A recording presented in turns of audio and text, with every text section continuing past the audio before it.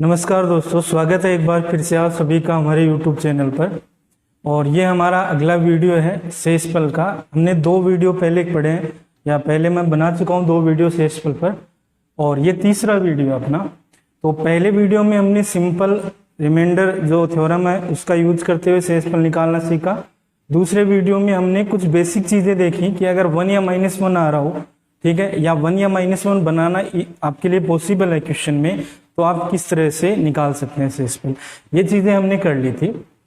अब अपने पास में एग्जाम में कुछ क्वेश्चंस ऐसे होते हैं जो कि आपके बेसिक मेथड से नहीं किए जा सकते हैं, ठीक है। तो उन क्वेश्चंस को करने के लिए कुछ थ्योरम्स जो है वो हमें यूज करनी है। तो उनमें से पहली जो थ्योरम या जो पहला जो मेथड है वो है आपका ऑयलर-टोशेंट या फाई फंक्शन। इसको ऑयलर-टोशेंट फंक्शन भी बोलते हैं और ऑयलर-फाई फंक्शन भी बोलते हैं। फाई जो एक सिंबल होता है आपका,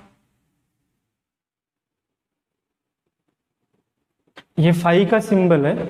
तो फाई अगर इसके आगे यहाँ पे कुछ एन लिख दिया जाए तो फाई ऑफ एन का मतलब हो गया कि एन का टोशेंट नंबर। फाई का मतलब एन का टोशेंट या टोशेंट नंबर, या कह सकते हैं कोई भी संख्या एन है उसका फाई फंक्शन क्या होगा, ठीक है। तो इसको हम डिनोट करेंगे ऑयलर टोशेंट या फाई फंक्शन को हम फाई एन से दिखाएंगे। एन का मतलब कोई भी नंबर हो सकता है। जैसे मान लीजिए मैंने लिखा फाई 12, तो इसका मतलब 12 का टोशेंट नंबर। टोशेंट वर्ड आपको ध्यान रखना है, ठीक है, या फाई वर्ड ध्यान रखना है। तो 12 का टोशेंट, तो फाई 12। अगर मान लीजिए 20 का निकालना है तो फाई 20। अगर मान लीजिए आपको 30 का निकालना है या 25 का निकालना है तो फाई 20। इस तरह से इसको डिनोट करेंगे। अब सबसे पहले ये टोशेंट फंक्शन या ये ऑयलर फाई फंक्शन होता क्या है, तो इसे समझने के लिए हमें सबसे पहले समझना पड़ेगा टोशेंट नंबर क्या होता है। तो मैंने परिभाषा लिखी हुई आप देख सकते हैं। किसी संख्या n, कोई भी संख्या n हो सकती है, उससे छोटी सभी प्राकृत संख्याएं, प्राकृत संख्याएं 1 2 3 4 1 से लेके आगे वाली सारी संख्याएं जो धनात्मक यानी पॉजिटिव है, ठीक है, संख्याओं के साथ इस संख्या n द्वारा बनाए गए सहभाज्य युग्म। युग्म का मतलब पेयर या जोड़े, ठीक है। युग्मों की संख्या n का टोशेंट नंबर कहलाती है और इसे फाई n से प्रदर्शित किया जाता है, ठीक है। आप एक बार देख लें, इसको ध्यान से समझ लें। इसको हम समझेंगे एग्जाम्पल से, तो ये ज्यादा स्पष्ट समझ में आएगा, आपको ज्यादा क्लियर होगा। तो मान लीजिए कि हमें एक संख्या दी हुई है 12 कोई नंबर है, ये n है आपका। इस n का हमें टोशेंट नंबर निकालना है। तो देखिए टोशेंट नंबर क्या होता है, इसको समझ रहे हैं हम। आपको पता है अभी 12 से छोटी संख्याएं क्या क्या है। तो 12 से छोटा 1 होगा, 2 होगा, 3 होगा, 4 होगा, 5 होगा, 6 होगा, 7 होगा, 8 9 10 11। तो हमने इस 12 का इससे छोटी सारी प्राकृत संख्याएं 1 से लेकर 11 तक के सबके साथ इसका पेयर बनाया। अब इस पेयर में हम चेक करेंगे कि सहभाज्य कौन कौन से हैं। तो सहभाज्य का मतलब होता है जिनमें 1 ही कॉमन आ सकता है, 1 के अलावा कुछ कॉमन नहीं आएगा। तो ये सहभाज्य है, क्योंकि यहां से 1 के अलावा कुछ कॉमन नहीं ले सकते आप, तो ये सहभाज्य है। यहां से आप 2 कॉमन ले सकते हैं, तो ये नहीं है।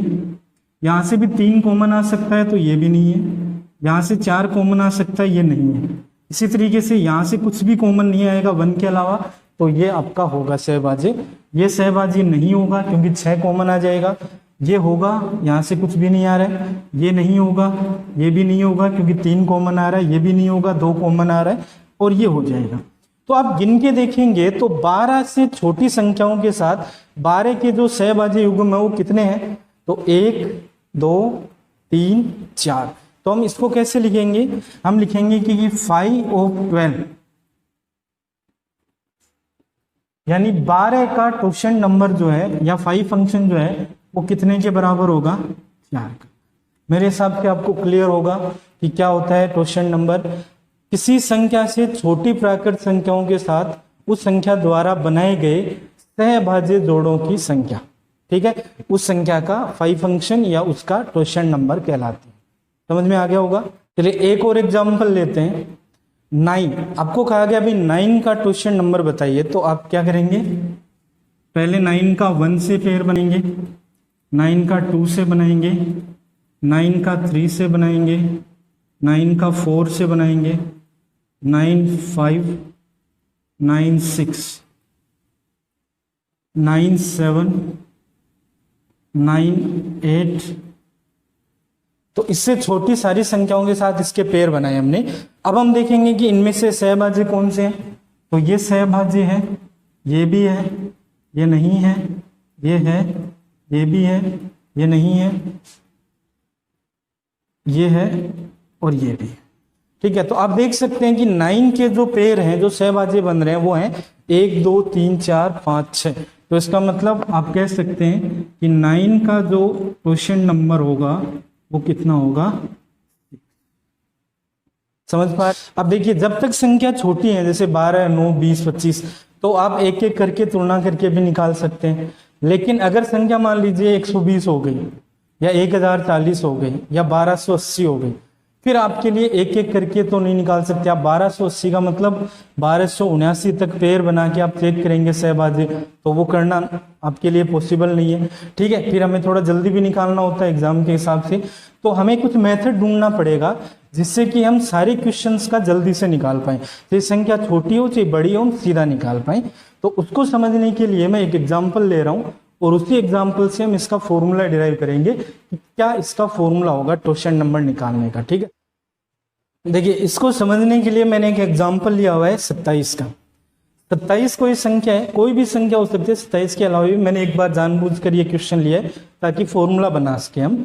इसके अभाज्य गुणनखंड होंगे 3 गुणा 3 गुणा 3। आपको अभाज्य गुणनखंड करने हैं, ठीक है, तो इसको 3 का क्यूब लिख सकते हैं। ये 27 के अभाज्य गुणनखंड है। अब आप क्या कर सकते हैं, सबसे पहले वो संख्याएं देखेंगे जिनका इसके साथ में अभाज्य या सहभाज्य युग्म बन सकता है। ठीक है, तो ये मैंने वो संख्याएं लिख सकती है, ये लिखी हुई है मैंने वो संख्याएं जिनका 27 के साथ में कुछ भी कॉमन नहीं होगा और सहभाज्य युग्म बनेगा। एक काम मैं कर रहा हूं, मैं पूरी 27 संख्याएं ले रहा हूं। वैसे हमें 26 तक लेना चाहिए, लेकिन फॉर्मूला बनाने के लिए मैंने 27 तक ले लिया। एक बार पूरा 27 तक लिया, तो ये संख्याएं जो है इनका तो इसके साथ सहभाज्य युग्म बनेगा नहीं।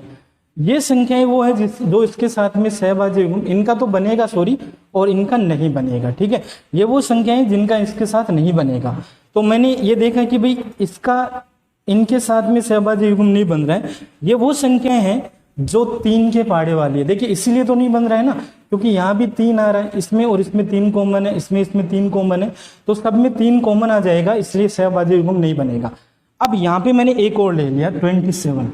27 क्या होगा, 3 × 9। तो मैंने खुद संख्या को भी एक बार शामिल कर लिया ताकि फॉर्मूला बनाने में आसानी रहे अपने को। देखिए 5n 27 का हमें क्या लिखना है, क्वोशिएंट नंबर। तो मैं ये कह सकता हूं कि टोटल संख्याएं कितनी है, 1 से 27 तक, तो टोटल संख्याएं हैं 27। तो 9 संख्याएं वो हैं जो कि सहभाज्य युग्म नहीं बना रही है। ठीक है, अब देखिए इसको मैं क्या लिख सकता हूं, 3 की पावर 3, और इसको क्या लिख सकता हूं, 3 की पावर 2। 3 की पावर 3 माइनस 3 की पावर, इसको मैं लिख सकता हूं 3 की पावर 3 माइनस 1। ठीक है, या एक काम कर देता हूं, इसको मैं इधर लिख रहा हूं, भैया आप देख लेना थोड़ा सा मिटा के। इसको हम आगे लिखेंगे तो 3 की पावर 3 माइनस 3 का स्क्वायर है। तो मैं ये कह सकता हूँ 5 ऑफ 27 बराबर 3 का क्यूब माइनस 3 का स्क्वायर, ये आ रहा है।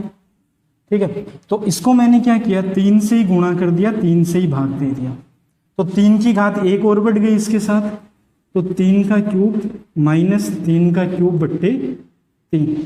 अब अगर हम 3 का क्यूब कॉमन ले लें तो ये बचेगा 1 माइनस 1/3। तो ये जो फॉर्म है ये आपको ध्यान में रखनी है। ठीक है, एक एग्जांपल और ले रहा हूं मैं n का मान लेकर, और उससे और समझते हैं। जैसे मान लीजिए आपको n दिया गया 16, n दिया गया 16, तो देखिए इसके अभाज्य गुणनखंड होंगे 2 की पावर 4। अब आपसे पूछे कि भाई 5 ऑफ 16 कितना होगा, यानी इसका क्वोशिएंट नंबर कितना होगा, तो आपको पता है भाई टोटल नंबर संख्या कितनी है 16, तो 2 की पावर 4।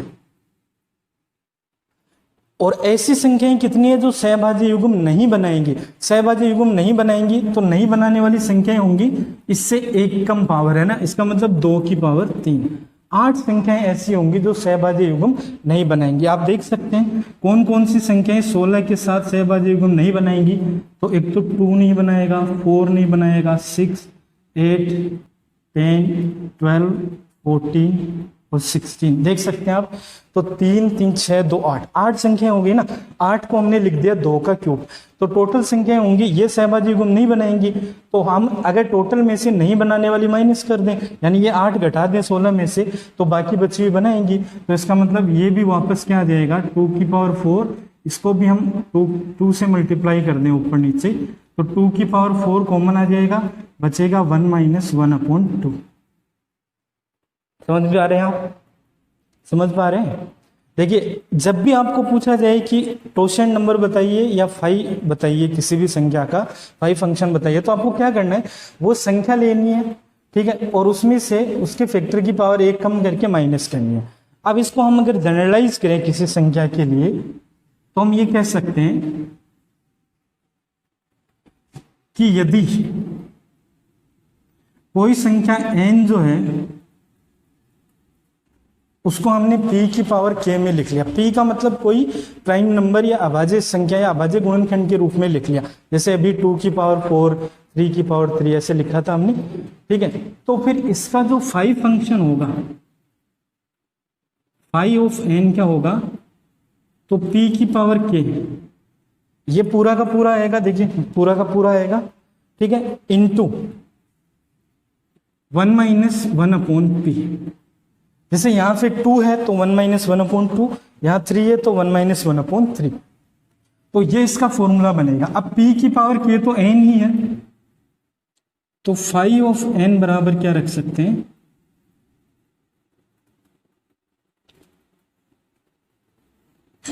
इस तरीके से हम इसका फॉर्मूला जो है वो डिराइव कर सकते हैं यहाँ से, ठीक है। n का मतलब संख्या खुद, और p का मतलब उसका अभाज्य गुणनखंड का आधार, घात नहीं देखनी है, केवल आधार, आधार को 1 - 1/p करके निकाल सकते हैं हम, ठीक है। अब देखिए अगर मान लीजिए संख्या ऐसे होती, मान लीजिए संख्या ऐसे होती, ये मान लीजिए 72 होता, मान लीजिए n का मान 72 होता, तो अब इसमें क्या होगा कि जब आप अभाज्य गुणनखंड करेंगे तो ये 2 का क्यूब इंटू 3 का स्क्वायर आएगा, 2 का क्यूब इंटू 3 का स्क्वायर। अब इसमें 2 अलग अलग गुणनखंड आ रहे हैं, 2 अलग अलग गुणनखंड आ रहे हैं, एक 2 आ रहा है, एक 3 आ रहा है, पावर से हमें लेना देना नहीं है, पावर को आप रहने दें, ठीक है। तो आपको क्या करना है, दोनों का अलग अलग निकालना है क्वोशिएंट, ठीक है, दोनों का अलग अलग क्वोशिएंट नंबर निकालना है। तो सबसे पहले अगर आप फाई ऑफ n निकालना चाहते हैं तो आप फाई ऑफ 2 का क्यूब निकाल सकते हैं इंटू फाई ऑफ 3 का स्क्वायर निकाल सकते हैं, ठीक है। दोनों का अलग अलग निकाल ले, क्योंकि गुणा हो रहे हैं तो आप गुणा कर दीजिए क्वोशिएंट नंबर को भी, ठीक है। अब देखिए 2 के क्यूब का क्या होगा, तो 2 का क्यूब इंटू 1 - 1/2 ऐसे लिख सकते हैं। 3 के क्यूब का क्या होगा, तो 3 का स्क्वायर, तो 3 का स्क्वायर इंटू 1 - 1/3 ऐसे निकाल सकते हैं उस फॉर्मूले के हिसाब से। अब अगर आप इसको एक साथ गुणा करें तो 2 का क्यूब इंटू 3 का स्क्वायर इंटू 1 - 1/2 एंड 1 - 1/3। अब आपको पता है भाई 2 का क्यूब इंटू 3 का स्क्वायर वापस गुणा होके क्या बन गया, बेहतर ही बन गया, तो इसको हम ऐसे भी तो लिख सकते हैं, बेहतर गुणा 1 - 1/2 1 - 1/3। तो देखिए फॉर्मूला फिर वैसा ही आ गया, अगर एक ही गुणनखंड है तो ब्रैकेट एक ही आएगा, अगर 2 अलग अलग गुणनखंड है तो दोनों के अलग अलग ब्रैकेट आएंगे, लेकिन गुणा में n ही आएगा, देखिए n ही आएगा गुणा में, ठीक है। तो अगर आप इसको और जनरलाइज करना चाहें, जैसे मान लीजिए यहाँ पे दिया हुआ आपको कि कोई संख्या n है, n के फैक्टर जो है वो 1 से ज्यादा है, जैसे मान लीजिए p1 है, इसकी पावर मान लीजिए l आ गई, ठीक है, p2 है, इसकी पावर m आ गई, और P3 है इसकी पावर n। जब आपने n के अभाज्य गुणनखंड किए तो अलग अलग 2-3 अभाज्य गुणनखंड 4-5 भी आ सकते हैं। तो अब जो फॉर्मूला वो क्या होगा, देखिए फॉर्मूला क्या बन जाएगा, जब आप फाई n लिखेंगे तो फाई n बनेगा, n तो एज इट इज रहेगा, यहां से देख के लिख सकते हैं, ठीक है। अब ब्रैकेट में तीनों आ जाएंगे, 1 - 1/P1 भी आ जाएगा, 1 - 1/P2 भी आ जाएगा एंड 1 - 1/P3 भी आ जाएगा। तो ये आपका और जनरलाइज फॉर्मूला होगा, ये मोर जनरलाइज है। आप इसको और अच्छे से अगर करना चाहें तो इस तरह याद रखें कि अभाज्य गुणनखंड निकालें, संख्या इंटू 1 में से इनका इन्वर्स मतलब बट्टे में लिख के इनको और माइनस करने। यहाँ पे ध्यान रखें पावर का कोई रोल नहीं है, पावर कितनी भी हो सकती है, पावर का यहाँ पे कोई भी रोल नहीं है। n बराबर आपको मान लीजिए 100 दिया हुआ है, तो आप 100 के अभाज्य गुणनखंड करेंगे, अभाज्य गुणनखंड करने आने चाहिए आपको, नहीं आते हैं तो आप पीछे वाले वीडियो में देख लें। तो 2 का स्क्वायर इंटू 5 का स्क्वायर, ये इसके अभाज्य गुणनखंड है। अब अगर आपको इसका टोशेंट निकालना है, फाई एन का मतलब 500, यानी हम 100 का टोशेंट नंबर निकाल रहे हैं, तो 500 क्या होगा, तो सबसे पहले n लिखेंगे यानी 100 इंटू 1 - 1 अपॉन पहला फैक्टर 2 एंड 1 - 1 अपॉन दूसरा फैक्टर 5। इसको कैलकुलेट कर लेंगे तो 100 इंटू 1/2 इंटू 4/5, 5 × 2 10, तो आंसर हो जाएगा आपका 40। ये 100 का टोशेंट नंबर होगा। एक और एग्जांपल लेते हैं, मान लीजिए n बराबर 180 दिया गया आपको, तो 180 को हम लिख सकते हैं 2 की पावर 3, 2 की पावर 2, 3 की पावर 2, 5 की पावर 1। तो इसको हम ऐसे लिख सकते हैं। अगर हम 5 ऑफ 180 निकालना चाहें यानी 180 का टोशेंट नंबर, तो आप लिखेंगे 180 गुणा 1 - 1/, ये वाला 2, फिर 1 - 1/, ये वाला 3 और 1 - 1/5, ये 5। ठीक है, इस तरह 3 ब्रैकेट बना के अब इसको आगे घटा के सोल्व कर सकते हैं, कर लेंगे। तो ये किसी भी संख्या का टोशेंट नंबर निकालना और उसका फॉर्मूला और एग्जांपल हमने देखे। अभी तक हमने पढ़ा टोशेंट नंबर या 5 फंक्शन। अब टोशेंट नंबर या 5 फंक्शन का शेषफल में या रिमाइंडर निकालने में क्या यूज है वो हम समझेंगे, और फिर इसके कुछ क्वेश्चन में हम इसका यूज करेंगे शेषफल निकालने में। तो देखिए आइलर रिमाइंडर थ्योरम हम सबसे पहले समझेंगे। देखिए आइलर रिमाइंडर थ्योरम क्या कहती है कि यदि m और n दो सहभाज्य संख्याएं हैं और m की किसी पावर में आप n का भाग दे रहे हैं, ठीक है, m की किसी पावर में n का भाग दे रहे हैं, अगर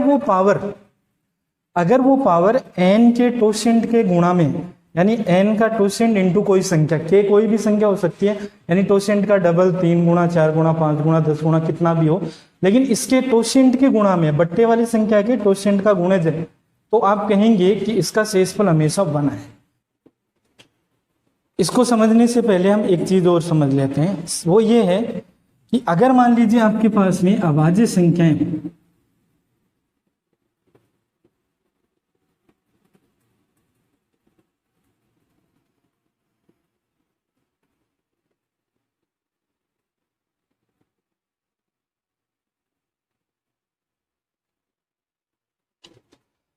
देखिए अभाज्य संख्या जैसे 2 3 5 7 11, ठीक है, 13 15 13 19 23 वगैरह ना। अभाज्य संख्या की एक खासियत होती है कि मान लीजिए आपके पास कोई भी अभाज्य संख्या जैसे 2 है, तो इसके अभाज्य गुणनखंड 2 की पावर 1 ही होगा या 2 ही होगा, 3 है तो 3 होगा, 5 है तो 5 ही होगा, 7 है तो 7 ही होगा। इसका मतलब अगर p जो है कोई अभाज्य संख्या है, मान लीजिए p कोई अभाज्य संख्या है, तो इसके अभाज्य गुणनखंड p ही होगा, ठीक है। तो अगर आप इसका टोशेंट नंबर निकालेंगे p का, तो p इंटू 1 - 1/p, ये टोशेंट नंबर होगा। इसको जब आप सोल्व करेंगे तो p इंटू 1/p - 1/p ऐसे हो गया, एलसीएम लेके ये कट जाएगा, तो आंसर क्या आएगा p - 1। तो आपको ध्यान ये रखना है कि अगर संख्या अभाज्य हो, ठीक है, तो उसके फैक्टर नहीं होंगे आगे, अगर फैक्टर नहीं होंगे तो उसका जो टोशेंट नंबर होता है वो उससे ठीक एक कम होता है। जैसे 11 का टोशेंट नंबर 10 होगा, 7 का टोशेंट नंबर 6 होगा, इससे एक कम, 19 का क्वेश्चन नंबर 18 होगा, 23 का क्वेश्चन नंबर 22 होगा, 29 का क्वेश्चन नंबर 28 होगा। तो जो भी अभाज्य संख्या अगर आपको दी हुई है तो उसका क्वेश्चन नंबर बहुत आसान होता है निकालना, क्वोशिएंट नंबर उसका उस संख्या से एक कम होता है। तो ये आप थोड़ा सा डायरेक्ट याद रख लें। अब हम थ्योरम को समझते हैं कि थ्योरम क्या होती है। इस थ्योरम को हम एक एग्जाम्पल से समझ रहे हैं। एग्जाम्पल मान लीजिए ये आपका, कि आपको मान लीजिए कि 29 की पावर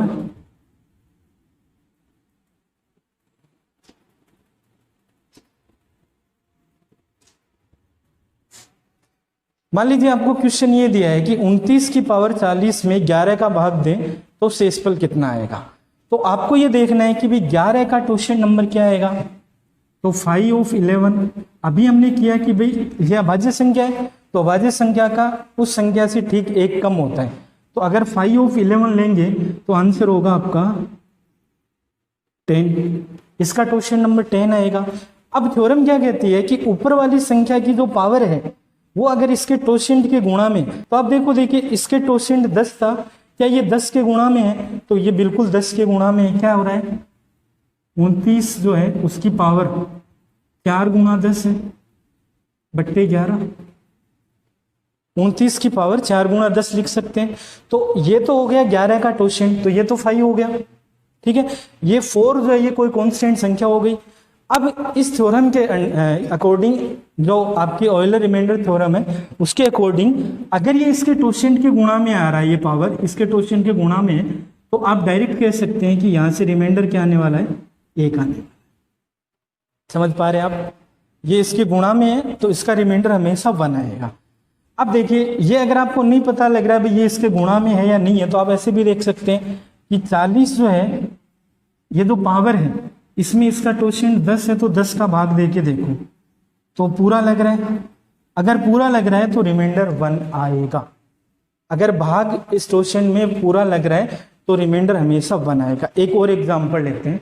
ये मैंने एक और एग्जांपल लिया हुआ है इसी मेथड का। आप देखिए कि यहाँ पे जो बट्टे में नंबर है और ये जो ऊपर नंबर है, न्यूमरेटर और डिनोमिनेटर, इन दोनों में कुछ कॉमन है क्या? तो आप कहेंगे कुछ भी कॉमन नहीं है, तो हम आइलर रिमाइंडर थ्योरम यूज कर सकते हैं, ठीक है। अब आप देखेंगे कि भाई 13 का क्वोशिएंट क्या होगा, तो आप कहेंगे कि 5 ऑफ 13 क्या होगा, 12 होगा, क्योंकि 13 अभाज्य संख्या है तो एक छोटा हो जाएगा, तो इसका मतलब 5 ऑफ 13 हो जाएगा आपका 12। अब आप देखिए कि 12 का भाग 108 में लग रहा है क्या, मतलब ये इसके गुणा में है या नहीं है। तो आप 108 में 12 का भाग देंगे तो आंसर हो गया आपका 9, ठीक है। यानी ये पूरा जो है यहाँ पे भाग लग रहा है, 0 बच रहा है। अगर 0 बच रहा है तो आप डायरेक्ट कह सकते हैं कि रिमाइंडर क्या आएगा, 1 आएगा। तो करना क्या बेसिकली, जो भी आपके पास बट्टे में संख्या, पहले तो ये देखना है कि ये सहभाज्य है नहीं, फिर बट्टे में जो संख्या उसके क्वोशिएंट का इस पावर में भाग देना है। भाग देके अगर 0 बच रहा है तो रिमाइंडर 1 आएगा। अब अगर 0 नहीं बच रहा है तो क्या आएगा, जैसे मान लीजिए क्वेश्चन में 108 की जगह 110 होता, अब आप कहेंगे भाई अब तो 1 आएगा नहीं, क्योंकि 5 ऑफ 13 12 होगा, ये तो 12 होगा।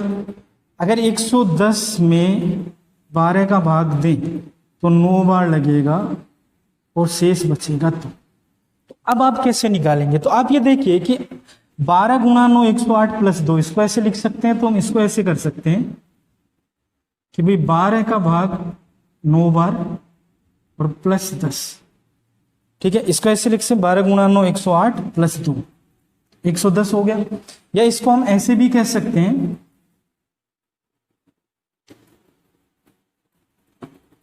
ये अलग हो गया और 59 की पावर 2 अलग हो गई, इसको ऐसे भी लिख सकते हैं। अब देखो ये तो पूरा 12 के गुणा में, क्वोशिएंट के गुणा में आ गया, तो यहां से तो क्या बचेगा 1।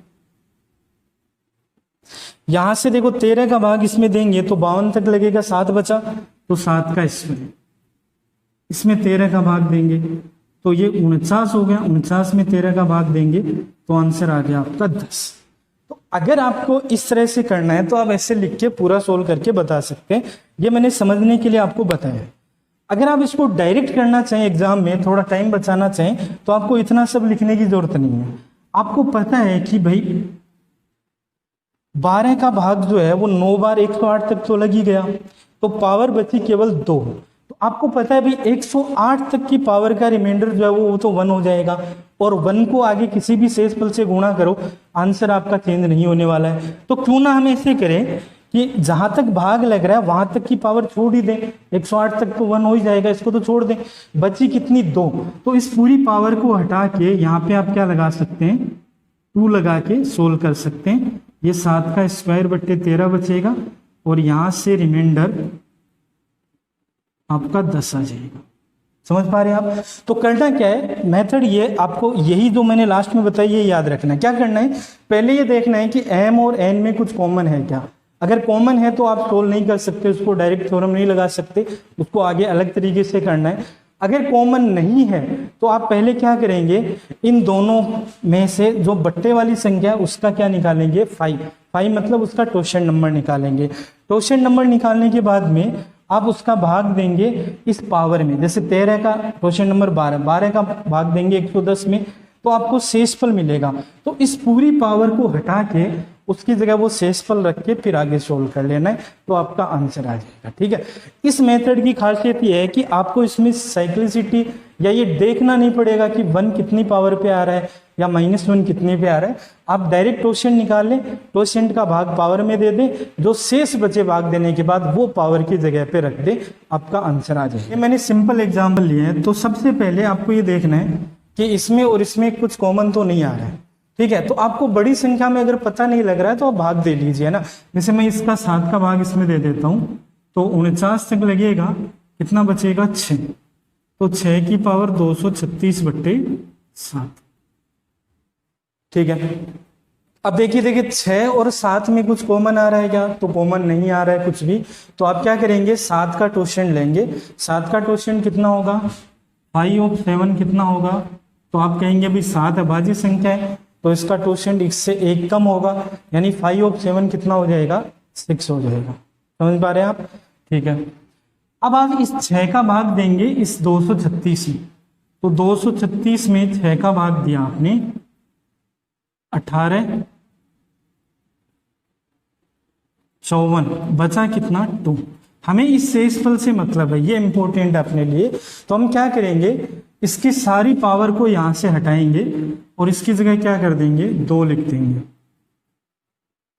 तो ये 36 बन गया, और 36 में 7 का भाग देंगे तो रिमाइंडर क्या आ गया। ये इसका मेथड रहेगा, टोशेंट निकालें, टोशेंट का भाग पावर में देके शेषफल निकालें, सारी पावर को हटा के उस शेषफल को रख दें, और शेषफल को रखते ही आपका आंसर आ जाएगा। ठीक है, और देख लें यहाँ पे 17 का भाग पहले डायरेक्ट दीजिए, तो 17 गुणा 1 17, फिर 103, 1 बचा, तो इसको मैं चेंज कर देता हूँ, मान लीजिए यहाँ 5 है। ठीक है, 10 102 3 बचेगा, तो 3 इसकी पावर 835 बट्टे 17। अब सबसे पहले देखेंगे कि इसमें और इसमें कुछ कॉमन है क्या, तो कॉमन नहीं आ रहा है। 3 और 17 में कुछ भी कॉमन नहीं है। अगर कॉमन नहीं है तो आप थ्योरम लगा सकते हैं। तो सबसे पहले 5/17 निकालेंगे। 5/17 कितना होगा, तो 16 होगा। 17 से ठीक 1 कम हो जाएगा। ठीक है, 5/17। अब इस 16 का भाग 835 में देंगे, तो 835 में 16 का भाग दिया हमने, तो 16 गुणा 5 80 हो गया, बचा 3 35, 16 गुणा 2 32, बच गया 3। आपको ये रिमाइंडर उठा के पावर की जगह रख देना है। ठीक है, तो आप क्या करेंगे, यहाँ से पावर हटा दीजिए, इसकी जगह रिमाइंडर रख दें, और 17 3 की पावर, ये 27 हो गया, 3 की पावर 3, इसमें 17 का भाग देंगे तो रिमाइंडर आ गया आपका 10। समझ पा रहे होंगे आप। नेक्स्ट क्वेश्चन अपना 19। तो सबसे पहले 19 का डायरेक्ट भाग ही दे दो, छोटा कर लो इसको थोड़ा, तो 19 गुणा 2 38, तो बचा आपका 6 63, तो 57, यानी 6 बच गए। 6 की पावर 958 बट्टे 19। ये हमने छोटा कर लिया, पहले शेषफल निकाल लिया डायरेक्ट। क्या 6 और 19 में कुछ कॉमन है?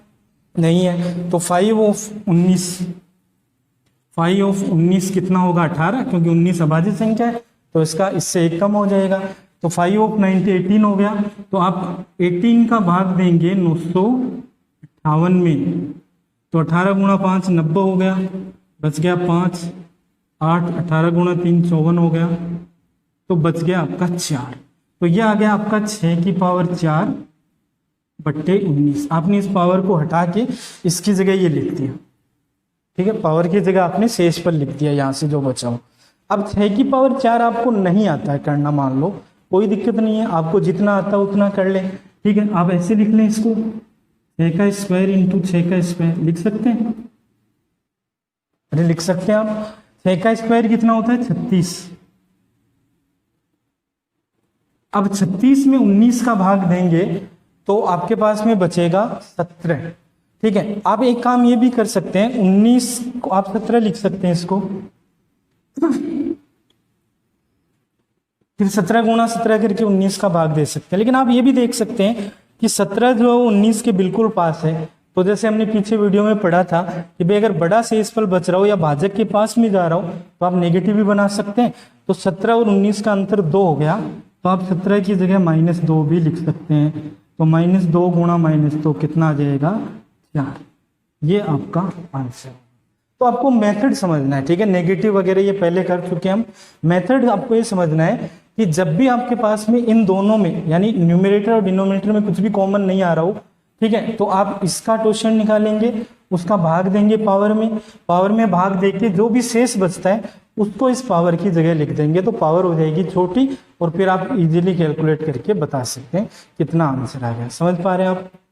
ये 3 क्वेश्चन और लिए हमने इसी मेथड पे आधारित, आपको इसी से करना। आप बेसिक से भी जा सकते हैं अगर हो रहा है तो, अगर नहीं हो पा रहा है तो आप इस मेथड से जाएं, ठीक है। ये 3 क्वेश्चन और है अपने, इनको सोल्व करके देखते हैं। देखिए यहाँ पे 8 जो है वो आपका अभाज्य संख्या नहीं है, तो आप टोसेंट ऐसे नहीं कह सकते कि 7 आएगा, ध्यान रखना, टोसेंट 7 नहीं आएगा, आपको इसका निकालना पड़ेगा। तो आप 8 को क्या लिख सकते हैं, अभाज्य गुणनखंड में 2 का क्यूब लिख सकते हैं। तो आप कहेंगे कि 5 of 8, 8 का टोसेंट जो आएगा वो 8 गुणा 1 माइनस 1/2 आएगा, यानी ये आएगा आपका 4, ठीक है। ये हमने निकालना सीखा था। संख्या लिख दो, फिर 1 माइनस 1 अपॉन करके यहाँ पे जो भी आता है वो लिख दो, ठीक है। अब देखिए 4 जो आया आपका ये टोसेंट है, ठीक है, तो ये तो हमने निकाल लिया। पहले इसका मैं भाग देखिए इसको छोटा कर लेता हूँ। 8 गुणा 4 32, तो 2 बचा 25, इसको मैं 6 कर देता हूँ, ये 7। 8 गुणा 4 32, बच गया 2, 27, 24, 3 बच गए। तो 3 की पावर 435/8 था। तो पहले हमने इसको छोटा कर लिया, ठीक है। आप चेंज कर लेना क्वेश्चन थोड़ा। अब ये जो 4 आ रहा है, इस 4 को क्या करना है, इसका भाग देना है 435। तो 4 का भाग 435 में देंगे, शेष पर निकालेंगे। आप निकाल लेना कितना आएगा 3। जब आप 4 का भाग देके शेष पर निकालेंगे 3 आएगा। इस 3 को उठा के यहाँ रख देना है। तो ये क्वेश्चन बदल के हो गया आपका 3 की पावर 3/8। अब 3 की पावर 3 होता है 27, तो 27/8 यानी रिमाइंडर कितना बचेगा 3। ये आपका सेकंड क्वेश्चन है। तो पहले आप 15 का सीधा भाग दे दें। 15 गुणा 3 45, 10 बच गया 107, तो 107 में 15 का भाग देंगे 2 बचेगा, ठीक है। तो 2 की पावर 466/15, ये क्वेश्चन बन गया आपका। अब आपको 15 का टोसेंट निकालना है। तो पहले 15 के अभाज्य गुणनखंड करें, तो 3 की पावर 1, 5 की पावर 1 यही होगा। तो 5 of 15 कितना होगा, तो पहले 15 पूरी संख्या लिखो, फिर 1 माइनस 1/, पहला गुणनखंड, 1 माइनस 1/, दूसरा गुणनखंड, ऐसे लिखेंगे, ठीक है। इसको सोल्व करेंगे तो 15 गुणा, देखो ये 3 से 1 कम हो जाएगा, 3 गुणा 1 3 माइनस 1 2 हो गया, तो 2/3, और 5 माइनस 1 4/5। ये ऊपर जो है ये नीचे से हमेशा 1 कम बचेगा। इस तरह के जो भी पार्ट होंगे उनमें ये जैसे 3 है तो ये 2 बचेगा, ये 5 है तो ये 4 बचेगा, 1 कम हो जाएगा, ठीक है। तो ये इससे कट जाएगा 15, तो कितना बचा 8, ठीक है। इस 8 का भाग 466 में देंगे, तो 466 में 8 का भाग देंगे। अब शेषफल निकाल लेना, मैं डायरेक्ट लिख रहा हूं, ठीक है। यहाँ पे 2 बचेंगे, तो आप क्या करेंगे, इस 2 को यहाँ रिप्लेस करेंगे। तो 2 की पावर 2/15, अब 2 की पावर 2 यानी 4 हो गया। 4 में भाग लगेगा नहीं 15 का, तो ये आपका आंसर है। ये अपना थर्ड क्वेश्चन है। तो 28 का भाग देता हूं मैं सबसे पहले। 28 गुणा 3 84 हो गया, बचेगा 4, 41, फिर 41 में 28 का भाग दिया हमने तो 13 बचेगा। 13 की पावर 279 बट्टे 28। 13 और 28 में कुछ भी कॉमन नहीं आ रहा है, तो आप 28 का टोशन निकाल लें। 28 के फैक्टर क्या होंगे, तो 2 का स्क्वायर इंटू 7 की पावर 1, 4 गुणा 7 28। अगर आप इसका टोशन निकालें तो 28 पूरा लिखना है, फिर 1 माइनस 1 बट्टे 2 और 1 माइनस 1 बट्टे 7, तो ये हो गया आपका 28 गुणा 1 बट्टे 2 और 6 बट्टे 7। 7 गुणा 2 14, 14 गुणा 2 28, कितना आ गया। तो इसका टोशेंट आएगा आपके पास 12। अब 12 टोशेंट आएगा तो 279 में भाग देंगे, पावर में भाग देंगे 12 का, तो आप शेषफल आप निकाल लेना। ठीक है, ये बचेगा आपका 3। जब आप भाग देंगे तो शेषफल आएगा 3। तो इस 3 को यहाँ रख देंगे, इसको उठा के यहाँ रख देंगे, तो 13 की पावर 3 बट्टे 28। अब 13 का क्यूब अगर आपको आता है तो ठीक है, अगर नहीं आता है तो आप इसको ऐसे लिख लें, 13 का स्क्वायर इंटू 13 बट्टे 28 लिख सकते हैं। 13 का स्क्वायर होता है 169, इसको मैं मिटा रहा हूँ, 169 गुणा 13 बट्टे 28। 28 का भाग 169 में देंगे तो 28 गुणा 5 140 और 28 गुणा 6 168। 168 तक लगेगा, एक बचा तो एक यहाँ से बचेगा। 28 का भाग 13 में देंगे तो 13 में जब भाग देंगे तो आपके पास में 13 का 13 ही बच जाएगा, क्योंकि भाग लगेगा नहीं, तो आंसर हो जाएगा आपका 30। अगर ये पावर बड़ी बच जाती है तो आप इसको छोटी पावर में लिखें, तो 3 बच गई तो स्क्वायर इंटू करके 1 करके लिख दें, अगर 4 बच गई तो 2 2 में तोड़ दें, 5 बच गई तो 3 और 2 या 2 2 1, कैसे भी आप तोड़ के इसको ब्रेक करके लिख सकते हैं, नोट कर लें। ये आपका नेक्स्ट क्वेश्चन है, 3 की पावर 39 बट्टे 39। इसको आपको बताना है सोल्व करके आंसर क्या आएगा। तो अब बहुत सारे लोग क्या है इसको सीधा ही करने लग जाएंगे, 39 का टोशन निकालें। देखिए आपको पहली चीज ये ध्यान देनी है, 39 का टोशन सीधा ना निकालें। क्यों? क्योंकि 3 और 39 जो है वो दोनों 3 से कट सकते हैं, तो ये आपके को प्राइम नंबर या सहभाज्य संख्या नहीं है, तो आप डायरेक्ट थ्योरम नहीं लगा सकते। ये बहुत इंपॉर्टेंट रूल है, आपको ध्यान रखना है कि जब भी आप क्वेश्चन करें तो पहले ये देख लें कि अंश और हर यानी न्यूमरेटर और डिनोमिनेटर में कुछ कॉमन तो नहीं है, यानी दोनों किसी एक से ही कट तो नहीं रहे, एक ही संख्या से। ठीक है, तो ये दोनों 3 से कट रहे हैं, 39 भी 3 से कट सकता है और 3 तो कट ही सकता है, तो पहले इसको काट लें। ठीक है, यहां से देखो 3 की पावर, इसको 3 से एक बार काटेंगे तो 13 आएगा, और यहाँ पे एक पावर कट जाएगी तो बचेगा कितना, 3 की पावर 38 बट्टे 13। ये ध्यान रखना आपको कि आपने किससे काटा है, आपने दोनों को किससे काटा है ये ध्यान रखना। ठीक है, तो हमने 3 से काटा हुआ है, ये आप ध्यान रखेंगे। अब 13 का टोशेंट क्या होगा, तो आप कहेंगे 12 का भाग 38 में देंगे तो कितना बचेगा, 2, तो इसको हटाइए, इसकी जगह 2 लिख दीजिए, और 3 का स्क्वायर 9, तो 9 बचेगा। लेकिन 9 तो इस क्वेश्चन का आंसर है, काटने से पहले तो ये 39 था, ये 13 थोड़े था। ठीक है, इसका मतलब हमें जिस संख्या से काटा उससे वापस गुणा करना पड़ेगा, जैसे कल किया था हमने, जिस संख्या से काटा उससे वापस गुणा करें। तो हमने कितने से काटा था, 3 से, तो इसको वापस 3 से मल्टीप्लाई कर दें, आपका आंसर हो जाएगा 27। ठीक है, ये आपको ध्यान रखना है। मैंने ये एग्जांपल इसीलिए लिया है कि जब भी यहाँ पे कुछ कॉमन हो तो वो कॉमन पहले काट दीजिए।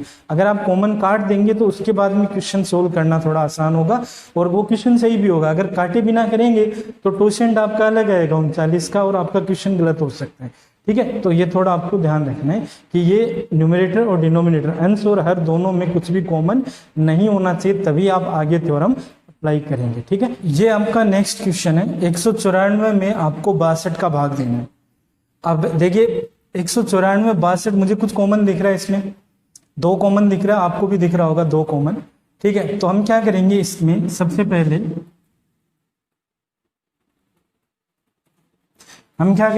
सबसे पहले डायरेक्ट भाग लेंगे। तो 62 का भाग हमने इसमें दिया तो 180 186 बचा 8 बचेगा, 8 की पावर 97 डिवाइड बाई 62। अभी भी मुझे पता है भाई 8 में और 62 में कुछ कॉमन है, ये दोनों ही 2 से कट सकते हैं, तो आप इसको 2 से काट सकते हैं। उसके लिए आप इसको ऐसे लिख सकते हैं ना, देखिए भाई 2 का क्यूब ये 97 और ये 62, ठीक है। आप ऐसे लिख सकते हैं, ऐसे नहीं लिखना चाहिए तो 1/8 को आप अलग भी कर सकते हैं, ठीक है। या फिर ऐसे लिख लीजिए, ये इससे मल्टीप्लाई हो जाएगा, 3 गुणा 7 21, 3 गुणा 9 27 और 2 29, तो ये 2 की पावर इतनी हो जाएगी और ये 62। अब एक पावर मैं हटा देता हूँ, एक पावर मैंने हटा दी। एक पावर हटाने का मतलब यहाँ से 2 से काट दिया तो ये 290 बच गई, और यहाँ 2 से काट दिया तो ये 31 हो गए। तो क्वेश्चन आपका बन गया 2 की पावर 290 डिवाइड बाई 31। अब इसमें और इसमें कुछ भी कॉमन नहीं है, तो अब आप इस क्वेश्चन को आगे सोल्व कर सकते हैं। 31 का क्वेश्चन लेंगे तो 31 तो अभाज्य संख्या है, तो आप सीधा कह सकते हैं कितना आएगा, 30 आएगा। 30 का भाग इसमें देंगे, ठीक है, 290 में, तो आपके पास में जो शेष बचेगा, 30 का भाग जब 290 में देंगे तो जो शेष बचेगा, 30 का भाग 300 में पूरा लगता है तो 20 बचेगा, है ना। तो ये बचेगा आपका 2 की पावर 20/31, यही बचेगा। अब 2 की पावर 20 आपको सोल्व नहीं करना आता, तो आपको जितना करना आता है उतना कर लीजिए, लेकिन 31 से बड़ा रहना चाहिए। तो आपको पता है भाई 31 से बड़ी जो 2 की पावर है वो 2 की पावर 5 होती है, तो 2 की पावर 5 32 होता है। तो मैं इसको 2 की पावर 5 में तोड़ देता हूँ, 2 की पावर 5 गुणा 2 की पावर 5 गुणा 2 की पावर 5 गुणा 2 की पावर 5 बट्टे 31।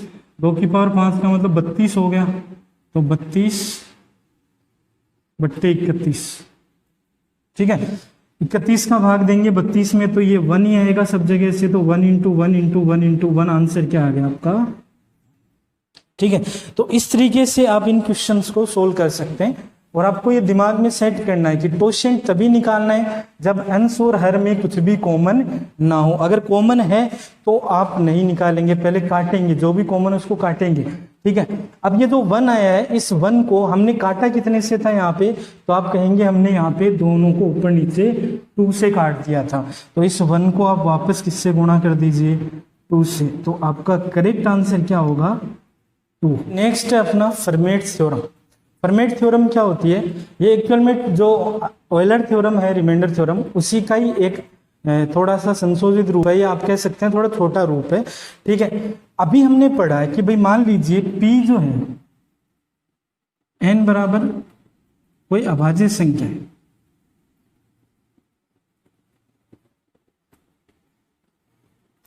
तो आपको पता है भाई अभाज्य संख्या के आगे गुणनखंड नहीं होते हैं, जैसे मैंने कहा था 2 के गुणनखंड 2 की पावर 1 ही होता है, 3 के 3 होगा, 7 का 7 ही होगा, 11 का 11 ही होगा। तो हमने कहा था कि भी इनका जो क्वोशिएंट होता है वो इनसे 1 कम होता है। इसका मतलब ये हो गया कि 5 ऑफ P क्या आने वाला है, P से 1 कम आने वाला है।